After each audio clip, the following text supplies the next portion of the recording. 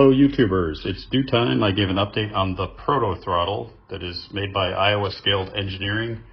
I picked this up at the Cocoa Beach Train Show in January of this year. A guy, Michael Peterson from the company, was there. They're awesome, great guys. They're really good with technical support. It's a relatively easy product to use and to set up, but if you need their help, they're great.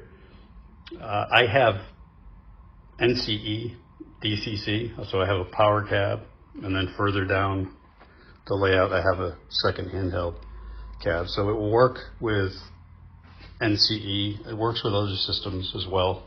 I'm not sure, but on their website you can sort that out, and their instructions are pretty easy to follow. To set it up, since power cab is not wireless, this is wireless. You put in a receiver, which is a separate part, but it simply plugs into the back of this power cab plug in the back there. So you just plug and play, literally. Put it in there, it starts communicating with the Protothrottle. And then the only thing you need to do is to go in here and set, if your, let's say for example, your brake is normally a 9 on the power cab, you can tell this system that 9 is brake and so forth. So you could make sure that the settings are matching or corresponding to the way your decoders are set up with your DCC program. And that's pretty simple to do. It's in the instructions. So let me show you how I wired it up before we get into how the thing works. If you get in here, you can see that what looks like a Christmas tree is the receiver module. And that's also an Iowa Scaled Engineering part. And you can see that it just has a LAN that plugs into the back of that power cab strip that I showed you, which is right up here. So you simply plug it in and boom, it powers on and it starts communicating.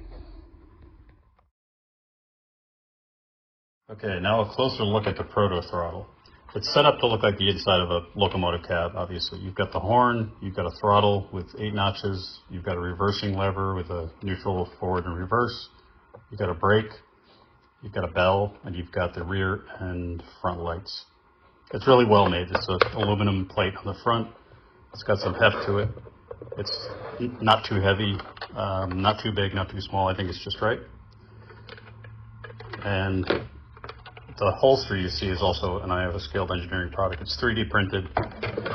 You can operate this holding it. It comes with a nice beefy lanyard so you don't drop it, break it. I prefer to use the holsters. So I've got one here, I've got one in the middle, and then I've got one down at the far end. So depending on where I'm doing most of my operations, I'll just plop that Protothrottle in the holster. And that's pretty convenient. So let's talk about how this actually works to operate the trains. Okay, to turn it on, you simply hit that top left black button. You'll see it powers on. It has batteries. They've lasted quite a bit for me, so I'm not sure what the lifespan is, but so far so good. That blinking green light means it's communicating and on. And you can see on the LCD screen, it's showing 2007, which is my EMD. You can toggle between engines. You hit that top left button 3 times, 1, 2, 3.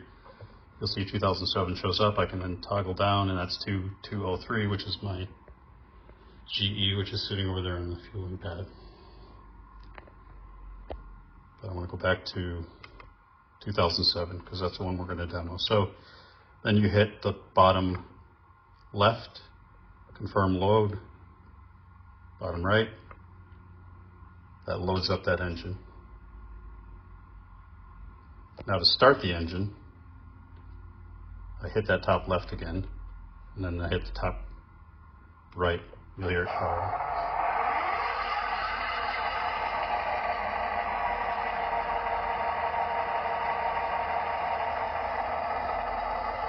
Horn.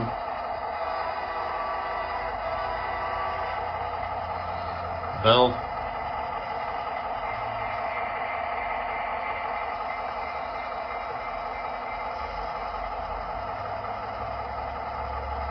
Let's do the lights. I'll show you the front lights. The back is the same, depending on your decoder.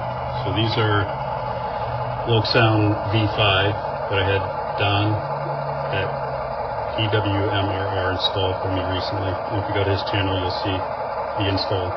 He did a great job filming the entire thing. So if I turn this switch here, I've got dim, bright, and ditch lights. So depending on your decoder and whether or not you have ditch lights, in my case, I can do the dim and I can do the ditch lights. So I put it on dim, and I'm not sure if the camera picks it up well, but that's on dim. Look at it again, we're on bright. Look at a third time we got ditch lights. Wait, we gotta put it in forward and the ditch lights will go on. It's in neutral. So we put it in forward, just like a real locomotive. Forward is going to be in that orientation. You can actually program it so that you reverse the order of the reversing lever, but I like the prototypical setting. So now that it's in forward, let's do that again. I'll flip on the ditch lights. Boom, they go on. You hit the horn, they should blink. Alright, so pretty straightforward. Very cool because it's as if you're actually operating. And a lot of the realism comes from this controller, but you also got to make sure that what's programmed into your decoder, and Don's helping quite a bit with that, is the way you want it to be. So how much momentum, how much coasting before you have to brake. You got to kind of find that optimal balance between your decoder setting and how this works. So I like to have some coasting so that when I'm going a couple cars, I can just pop it in neutral, get a little coast, and then just use the brake to slow it down to get a good hitch without smashing into the cars. So let's do some operations with this Protothrottle, and you can see how nicely it works.